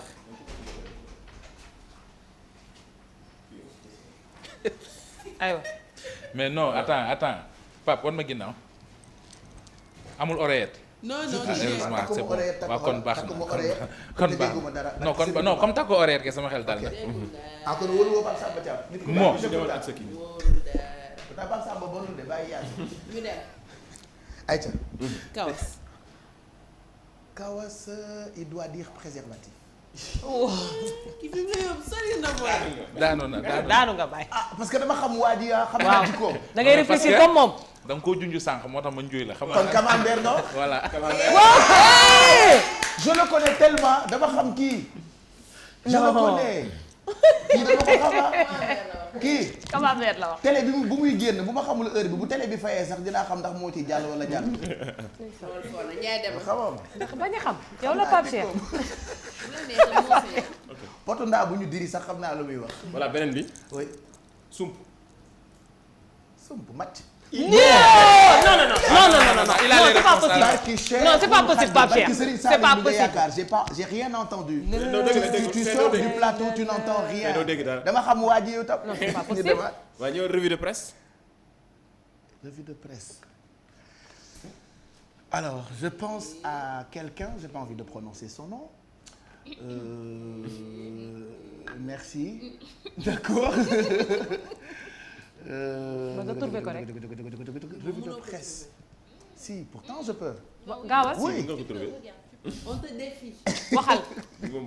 Vas-y. waxal. Je pense à quelqu'un, je le redis, et j'ai pas envie de prononcer son nom. Pour des raisons de sécurité. waxal kon ku prononcer keneen. sécurité nationale. Il est quand même présent. waxal. Non, je dis bon. Il est quand même là. Revue de presse. Lamine Samba. non daanu nga. Non. heureusement ba nga daanoo sax. boppam la wax Mohamed Ndiaye. yoo xam nga Mohamed. D'accord. Ok, parce que je ne xaw ma ni woon ni moom dafa kii quoi. dafay kii quoi dafa narcissique quoi. mais non mooy xalif général. Ok. pour le revue de presse. Il est quand même là. Voilà. Tiga Dege. Et tu as compris Tiga Dege. loolu moom bii jóg. non c'est son mot à elle de moo ko créé. ah bokk ci léegi jox leen non ci la bokk. non ci la bokk mais moom moo ko. ah Tiga Dege. Tiga Dege. D'accord Tiga Dege jox Mohamed Ndiaye joxe na réponse. waaw. Mohamed Ndiaye boo ko nee Tiga Dege normalement. bul fàtte ne doomu baykat laa nag. amul joxe. bu ma fàtte doomu. baykat la. doomu mbaykan. doomu baykat. doomu bay gerte alors. Filière baa ngi loolu indice la. ci yàgg na indice la joxe. non dafa joxe indice dafa joxe indice. naa yu gën a metti. trouvé naa yu gën a metti ku trouvé camembert xanaa war a trouvé gerte. pour finir le dernier. Kumba pour finir Kumba. Henriette. oh non. c'est pas possible. C'est pas possible. Je connais le gars. non soit il y a deux choses dañ ko souffler réponse yi. mais non non il avait pas d'oreille et sérieux t'entends pas. certaines réponses xel mën na koo nangoon comme Henriette. moom xam na man xam naa leen. voilà je connais le gars. waaw Henriette bi moom c'est normal. dama xam waa ji kawas. mais kawas nga turbe kawas. mais dama xam kawas bu waxul camembert rek fee la jëm. dama xam kii duy dem fële. ci yële. doy na waar. mele après nekk na daanu. mais nag turando. fàtte doomu njuuma moom njuuma rek. waaw. tuddee wuloon nag mu jaaxal ma. merci alors loolu c'est le jeu des 5 mots mooy jeu wu yeewu leen man maa gagné donc Mohamed Ndiaye moo may jox li ma gagné. 40 000 la lay jox. c'est le jeu des 5 mots c'est un jeu yeewu leen protégé par yeewu leen dinañu créer application bi très bientôt et puis dañoo bëgg waaw bon je dirai li ñu bëgg après en attendant avant Alfie di ñu defaral li mu ñu indil on va enchaîner ak revue de presse bi Mamadou Mohamed Ndiaye lañ ci àndal évidemment comme disait l'autre c'est l'abolition de le dur. mu yéen ba dara. TFM boo fi ñëw kii rek ngay indaale ñaari peeru daal après boo fi defee 1 mois da ngay jaay daal finalement waaw donc man maa ngi toll ci jaay daal jërë ngeen jëf. ca Pape nañu door ak l'observateur mi xëy ñëw ak ñun ci tiisu doy waar di mbiri Ibrahima Fall Ibrahima Mbaw la tudd mais Ibrahima Fall lañ koy woowee mu di détenu bi faatu woon ca kaso bu Rëbës la. jeu des 5 mots am na beneen mot bu ñu ciy boole bu ca kanamee. ko ko ciy boole. waxal. pëtë pëx pëx. pëtë ma ñam maa ñëw am de loolu laa dégg de. du man de dañ ma ko envoyé. je te jure après dañuy def jeu des 5 mots ak pëtë ma ñëmbax waaye xam naa ni koo fi ne pëtë ma ñëmbax mu ne la pëtë pëx pëx. jërë ngeen jëf. ay jëppa fu ma yemati woon. xaw ma ko. waaw léegi ba ma xaar. recommencer à 0. kon damay reprendre. jërë ngeen jëf. ay ca kon joxaat ma l'observateur Pape Samba mi ngi nii. lan la xëye mu di autopsie bi nga xam ne def nañu ko jëm ci ndem si yàlla Ibrahima Mbaw ñu naan ko Ibrahima Fall moom mi bokkoon ci ñi nga xamante ne ji dañoo amoon ni gaañu ci manifester yewoon ca 100 mètres ñu yóbboon ko l'hôpital mu faatu li ko faat enquête rapport autopsie bi génn mu di résultat yi kii di docteur Ibou Thiam bu hôpital Aristide Le Dantec médecin légiste la moo ko def mais wax ji gudd gàtt daal moo di balu fetal lañ ko dóor ci bopp mu dee loole mooy li nga xamante ne ji affaire bi génne na ko yéenekaay bi nañu nag ay mbokkam léegi tey ñu war a mën a jot néewup Ibrahima Fall ak it li di certificat genre de mort ngi lijjanti kon ana lan moo ko faat Walf Fadjri moom it ci moomi li mbir la dikk mu di enquête bi jëm ci leeral di faat ndem si yàlla Ibrahima Fall yéenekaay bi nañu autopsie bi nee na kon balu fetal lañu ko dóor mu daal di dee laas yéenekaay xëy ñu détaillé lii di autopsie bi na mu demee jafe-jafe ya fa woon ca kaso boobee ba ñu ko dóoree balu fetal ak it fañ ko dóor ay gaañu la ñu gis ci dënn bi ak ay góom ci bopp bi yéenekaay bi nañu loolee balu fetal yi mooy li ko jur Sud Quotidien xëy ñëw ak ñun ci lu aju ci li nga xamante ne ji moom mooy suuxuk batalo Joola fukkeet ak ñeent ca ba bato ba suuxee ak léegi yéenekaay bi nañu liñ ci waroon a jànge wuñ ko ci ba fi mu nekk nii ñoo ngi wéy di def erreur yi ki nga xam ne moo di Idrissa Diallo mi ngi yëkkati ay kàddu ci biir yéenekaay bi nga xam ne moom moo di Sud Quotidien di xamle ne daal lu aju ci suuxu bato la Joola Macky Sall courage bi mu am ci dossier Hissène Habré courage boobee la war a am ngir lijjanti li nga xam ne moom mooy boobile dossier La Tribune xëy ñun ci kuñ doon lijjanti dossier am ca Paris mu di Karim Wade mi ngi nii moom Karim Wade ak li état bu Sénégal bëggoon ci France mu di ay bien ñu saisir ko lu ci mel ni immeuble yam fa amoon mook Bibo Bourgi yéenekaay bi nee nañu justice bu France àndu ci ba tax na Tribune li mu gis mooy Karim Wade daan na état bu Sénégal ca Paris maanaam am na ndam ci seen kaw populaire moom it loolee la xëyee ak li juge bu Paris wax nee nañu du dépouiller ab concitoyen na maanaam ci gàttal li nga xamante ne ji am nañ ko ne teraanga du ñu nangu kon te bàyyi mu koy rëcc enquête ñëw ak ñun ci moom i leen mbir l'état perd son pari maanaam li mu bëggaloon Karim Wade ca Paris loolee kon mujjuta am enquête moo ñu ko wax Le Quotidien moom it ci moom i li mbir la dikk mu di état bu Sénégal ak na mu ñàkkee kon la yóbbu foofee ca Paris Le Témoin moom it dikk ci moom i leen mbir ne xam ne état bu Sénégal muy songu Karim Wade jëmee ci mbirum traque des biens mal acquis Karim amaan na ndam ci kawam ndax état bi kon dañ ko wan ginnaaw foofee ñu dem ci leneen mu di sunu lamb mi xëy ak ñun ci Papa Sow moom Papa Sow xëy na di waxtaan ak journaliste sunu lamb yi bari na nag lu ñu waxtaanee bokk na ci li mu ne Fass dara manque yu foo mais écurie ba avancé wul bokk na ci li mu ne Fass xol yu jubawuñu Papa Sow teg ci ne Fass gaañu foofee du ñu waxante dëgg Pape. merci Mouhamed loo mujjee wax nga ne.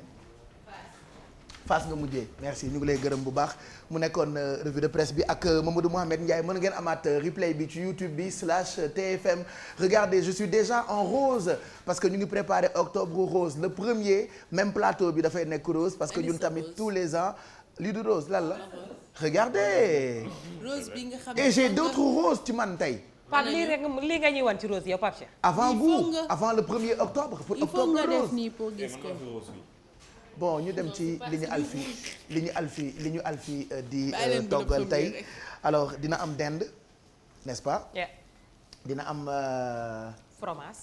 fromage dina am beurre dina am légume dina am salade dina am pomme de terre non beurre Sofia la koy toggee en tout cas maquis de dinde fumée ak salade composée.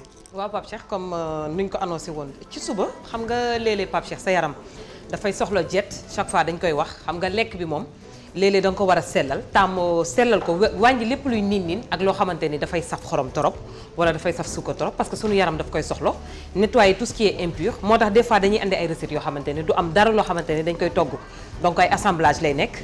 plein de fruits ak plein de légumes parce que été bi jeexagul ba léegi ñu ngi ci jeexantal bi xam nga waxoon nañ ko bi yeewu leen di commencer dañuy andi ay recettes yoo xamante ni c'est riche en couleurs bien coloré ba pare dafay joxe loo xamante ni ci été bi la ñu nekk ba tax na tey recette bi ñu taamu amul dara lu ñuy togg ba pare c'est des ingrédients yi ci nekk c'est sain nga mën ko lekk le soir mën a taamu benn jour de la semaine lekk ko parce que war nañu sunu yaram di ko tàmmal ay jours yoo xamante ni waruñu ko jox lu niin waruñu ko jox loo xamante ni dafa saf trop def daal jet boo xamante ni dafay baax sunu yaram parce que day nettoyer yaram bi parce que faut pas ñuy fàtte que ni ci biir moteur moo ci nekk te xam nga ni moteur léeg-léeg day noppalu yaram boo xamante ni da nga koy jox toujours ñetti maanaam lekk par jour laaj na nga jël benn jour boo xamante ni da nga koy woor wala nga jël ay éléments liquides lekk ko wala ay éléments yoo xamante ni c'est extrêmement light donc ba tax na tey dañu jël li nga xamante ni mooy jambon xam nga soo nee jambon ni charcuterie marque Koutoubia moo gën ci marché bi donc moom la ñu jël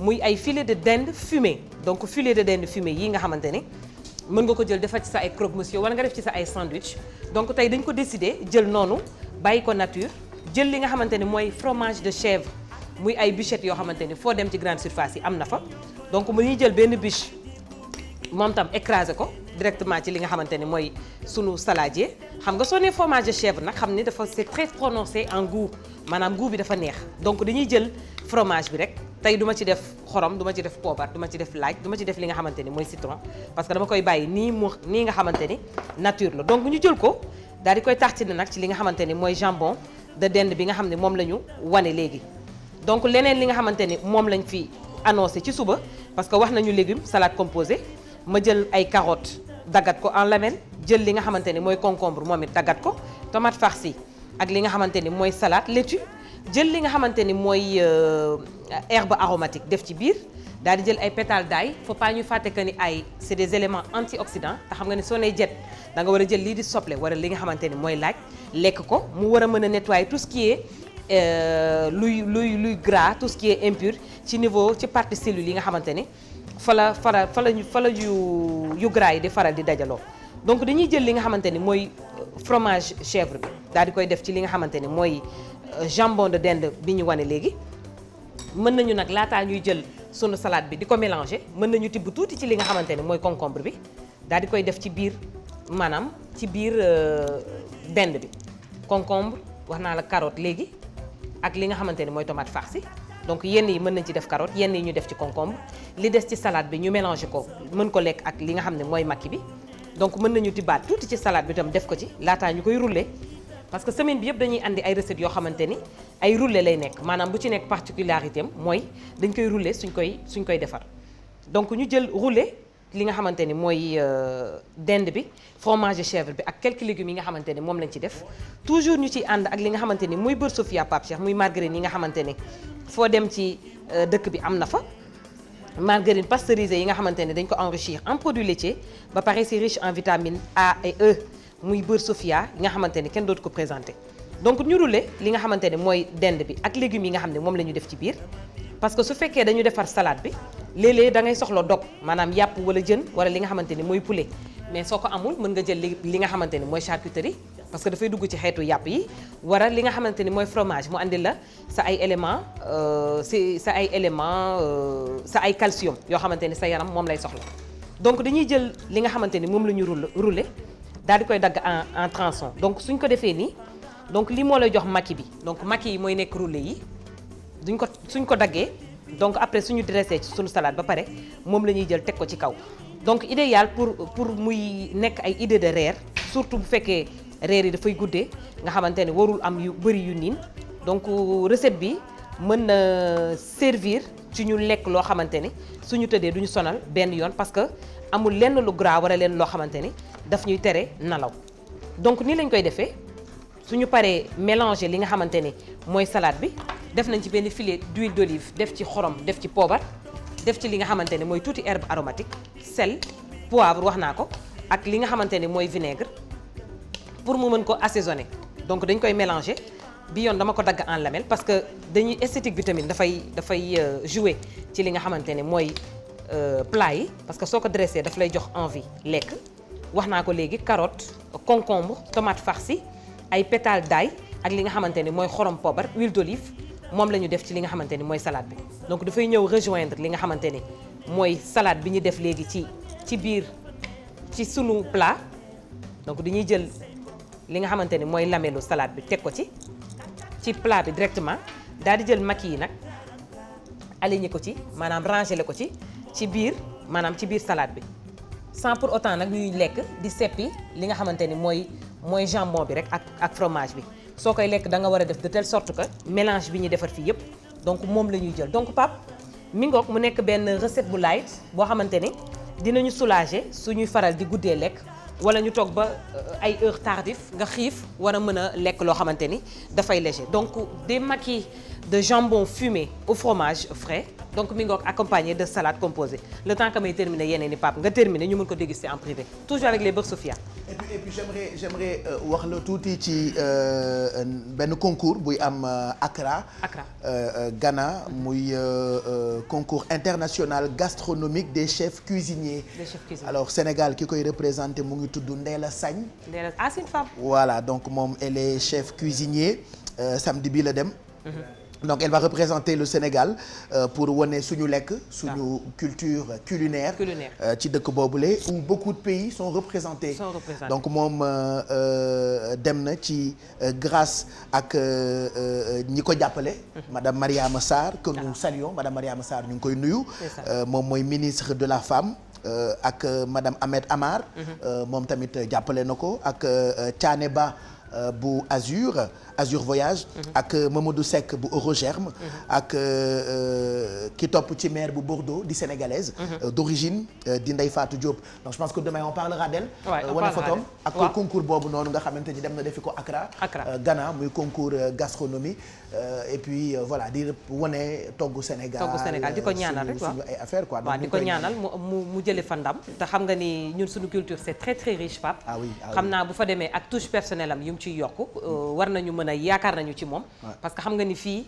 gastronomie bi ñu fi am dafa tirer tuuti ci li nga xamante ni mooy cuisine française boo xamante ni ñun dañ ci andi suñu touche particulière donc ñu koy ñaanal bu subaa ñu gën a yaakaar ci demain on vous montre sa photo Alfie dinañu woon photom et puis waxtaan ci concours boobule ñun yi la ñu bëgg ay nit di dem di représenter Sénégal di ko jaay surtout donc madame Mariama Sarr ñu ngi koy gërëm bu baax ministre de la femme Ndeye Fatou Diop tamit ñu ngi koy gërëm moom adjointe maire bu Bordeaux France fàttewuñu tamit ñeneen ñi nga xamante ne jàpp nañu ci suñu xarit Amadou bu Eurogerme ak soxna Soubar Sofle di Thiané ak kii di madame Ahmed Amar voilà ñu jàll ci anniversaire yi bëri ngeen ci yónnee ay photo di bëgg a célébrer anniversaire u seen ay xarit seen ay mbokk alors damay njëkkee ak anniversaire u Nabouja alors Nabouja moom suñu rakk la suñu xarit la regardez elle est trop belle doomu Tassirou Diallo la en plus Mamadou Ndiaye xam nga Tassirou Diallo consultant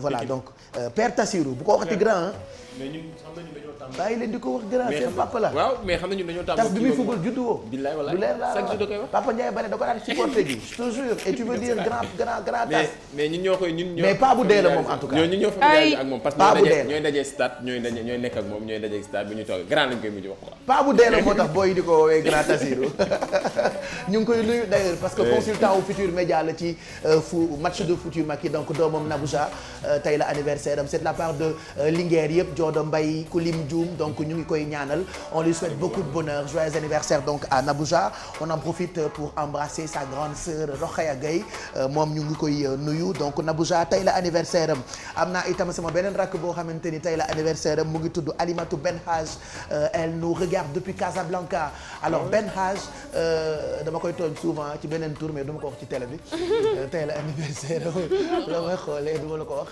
Benhaj tey la anniversaire am Alimatou joyeux anniversaire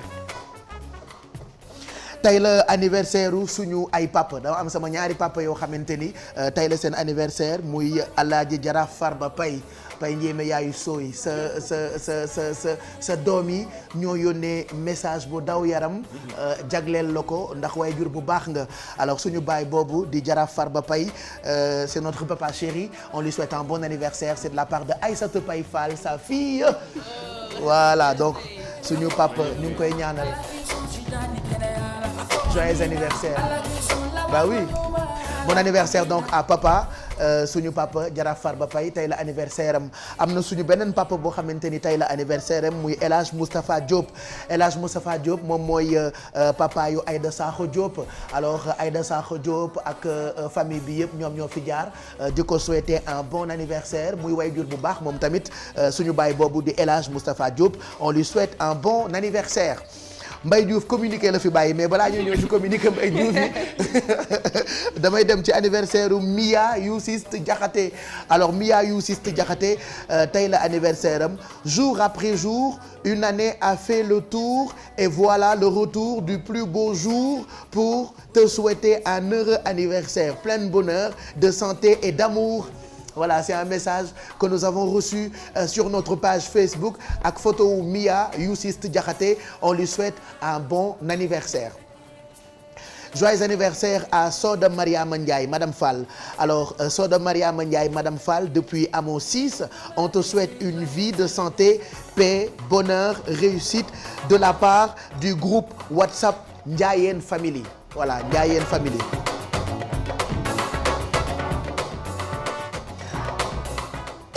Donc ñu ngi koy souhaiter un bon anniversaire moom Soda Mariama Ndiaye Madame Fall depuis Amo 6 de la part de groupe WhatsApp bi di Ndiayeen Family. Joyeux anniversaire à Mame Fatou Gaye. Je te souhaite un très bon anniversaire, ma source de bonheur, ma douceur. Waouh. Tu remplis. Mais lire métti na de. méttiwul ndànk ça m'énerve de lire. Tu remplis mon cœur de la part de sa maman Astounia. Voilà donc maman Astounia moo envoyé message bu daw yaram doomam Mame Fatou Gaye voilà ma source de bonheur ma douceur tu remplis mon cœur de la part de sa maman Astounia donc bon anniversaire à suñu xarit boobu.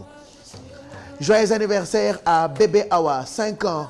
On rend grâce à Allah qu'il fasse de toi la meilleure de ta génération. On t'aime Poupée de la part de son papa Modou Fall et de sa maman Fari Diouf. Quel message. Ouais. Donc joyeux anniversaire à Bébé Awa. Moom mooy Poupée bu papaam ak yaayam. C'est mignon. Elle fête ses 5 ans. Alors, on rend grâce à Allah qu'il fasse de toi la meilleure de ta génération. On t'aime Poupée de la part de son papa Modou Fall et de sa maman Fari Diouf. Joyeux anniversaire à ma grande sœur Adja Oumi Diop. Voilà, Adja Oumi Diop, une perle rare. Wow, une perle rare. Machallah. Lu mu am bokk na ko ak ay rakam. Longue vie à toi de la part de sa petite sœur Maïmouna Diop depuis Saint-Louis. Donc ñu ngi souhaiter un bon anniversaire à Adja Oumi Diop, une perle rare. Joyeux anniversaire à bébé Mohamed Kébé, 2 ans la am, c'est de la part de sa maman Kani Ndiaye et de son papa Abdou Kébé depuis cité Djili Mbaye. Donc bébé Mohamed Kébé, 2 ans, on lui souhaite un bon anniversaire, c'est de la part de sa maman Kani Ndiaye ak papam Abdou Kébé depuis cité Djili Mbaye. Joyeux anniversaire. Alors, communiqué sax la de la part de Mbaye Diouf. Oh. Joyeux anniversaire à Ndeye Mbacké Diagne.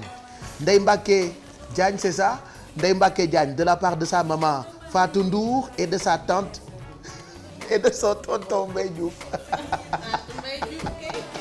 Alors tonton Mbaye Diouf mooy souhaiter un joyeux anniversaire à Ndeye Mbacké Diagne et puis yaayam tamit jaar fi on lui souhaite beaucoup de bonheur. Voilà, regardez, elle est toute mignonne ah dafa rafet. Xale yi léegi dañuy rafet ah contrairement ak yéen seen xaleel bi ngeen nekkee xale ni ngeen ñaar.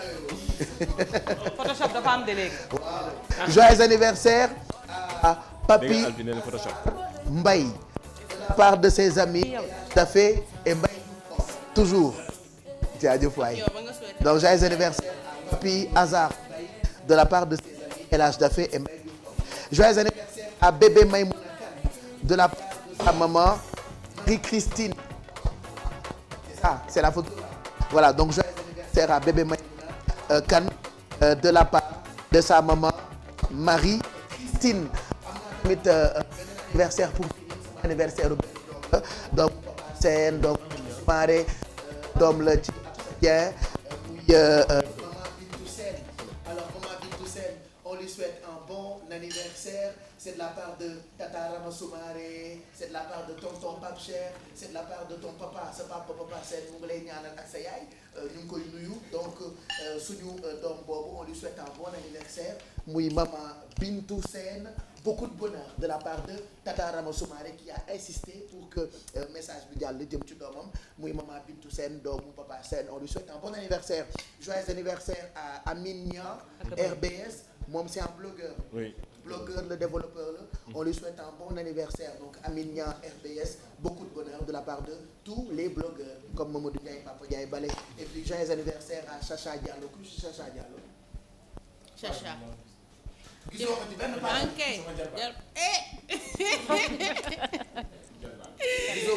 sa jarbaat loolu leen bokk. Chacha Diallo, joyeux anniversaire. Est-ce que vous m'entendez là? Est-ce que je suis entendu? ah li ma wax yëpp. ñan nga laaj ndax ñi ngi lay dégg ñi seetaan. waaw ñu ngi lay dégg. est-ce que ñu ngi may dégg. ñu ngi lay dégg. voilà kon baax na donc joyeux anniversaire à. Chacha Diallo. Salal la. Jarabaat jarbaat la ñaataat la am. 7 ans. ah 7 ans c'est un bébé alors kon yow kenn du la yoon du la topp si dara dama foog ne 18 la. ah mineurs yi. comme wala ay 17 yooyu. mooy xaritu doomu procureur yi moom Mamadou Ndiaye Papa Ndiaye Balé. Encore joyeux anniversaire à ma petite fille maman Bintou Sène c'est de la part de Tata Rama Soumaré ak papam papa Sène fii la ñuy jaaree jeexal yeewu leen bi tey bëgguñoo tàggoo sax bu doon suñu sagoo dañuy nekk ci télé bi déliré ba 20h heure journal bi mais bon malheureusement télévision programme la Eva Tra pare na Mamadou Ndoye Bane ak ki nga xam ne ni mooy Mami Diop on vous souhaite une très bonne journée Aïssatou Paye Fall ñu ngi lay gërëm et on te retrouve mardi prochain. Merci Pape Cheikh maa ngi lay gërëm tamit et je fais un coucou à mes enfants depuis Bordeaux. Bisous, maman vous aime fort. Ah oui, ils sont en train de regarder hein. Eh vous avez vu maman comment elle est belle. Eh maman elle est jolie hein. xaaral ñu may leen benn photo prenez le portable de papa ou quelque chose comme lu mën a photo ñu may leen benn photo prenez une photo ak def leen capture d'écran alors regardez maman en plein écran voilà prenez une photo de maman mais sourire maman. Ne sois pas timide sourire voilà merci beaucoup Aïssatou Paye Fall Mamadou Ndiaye Papa Ndiaye Balé à demain bu soobee yàlla. À demain Pape Cheikh pour une nouvelle émission de Yeewu Leen tout en couleur. couleur la. comme ni ñu koy defee nii ambiance couleur. fi dafa am couleur. police def na ko samedi mu jàll. li lan la police. def na ko samedi mu jàll. non mais c'est grave fi dafa am couleur. couleur comme yéen. tey commencé nga exagéré de. ay couleur lii tamit. naa boole ak sa yaay yow nga xam. tey da nga ñuy photo. merci Alfie à demain matin bu soobee yàlla. merci Pape Cheikh.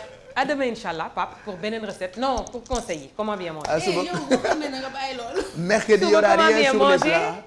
année scolaire goûter yi dinañ ci wax Pape Cheikh ak élément bi nga xam ne moom nga jàlle léegi dinañ ci gën a ñëw en détail. merci super beaucoup. voilà merci beaucoup. Bijou si à demain. À demain Pape Cheikh avant may tàggoo rappeler juste que remise de dons yi pour pouponnière de Mbour bi commencé nañ ko donc c'est tous les jours fii nii si buntu télé bi à 11h dinaa fi nekk sinon mun ngeen ma contacter via Facebook ngeen envoyer ma message pour ñu xool comment on va s'organiser pour ma mun yóbbul xale yi ay dons comme ni ñu ko defee woon année dernière ci mois de décembre bi donc lépp lu xale di soxla rek mun ngeen ko indi lépp li nga xamante ne ñi leen di garder foofu dañ koy soxla mun ngeen ko andi pour que ñu mun leen soutenir. À demain et merci à Bien-être Baye Zahra pour la coiffure. Voilà et puis j'aimerais remercier et puis surtout ñaanal ñi nga xamante ni dañu nekk inconditionnel yeewu leen par exemple madame Fall moom mu ngi nekk transfert ñu ngi koy gërëm bu baax a baax kooku mooy yaay Nafwa n'est-ce pas alors elle est tellement adorable elle nous regarde tous les matins madame Fall bu transfert ñu ngi koy gërëm bu baax Ramla Mbaye moom tamit ñu ngi koy gërëm très adorable avec sa fille Soxna Diarra à chaque fois bu xale bi jooyee bu ñu ko tegalee générique yeewu leen bi wéy laa yow da ngay gis ni dafay reetaan donc Ramla ñu ngi lay nuyul ñu itam grand bi merci de regarder tout le temps cette belle émission Kulim Dioum bëri ngeen ci di àndandoo ak ñun ci télévision Futur Média alors on vous souhaite une très bonne journée demain 7h ñu dellu si inchallah Pape Samba Thiam ñu ngi lay gërëm bu baax tonton Mac Kulim Dioum merci à toute l'équipe de production et à demain inchallah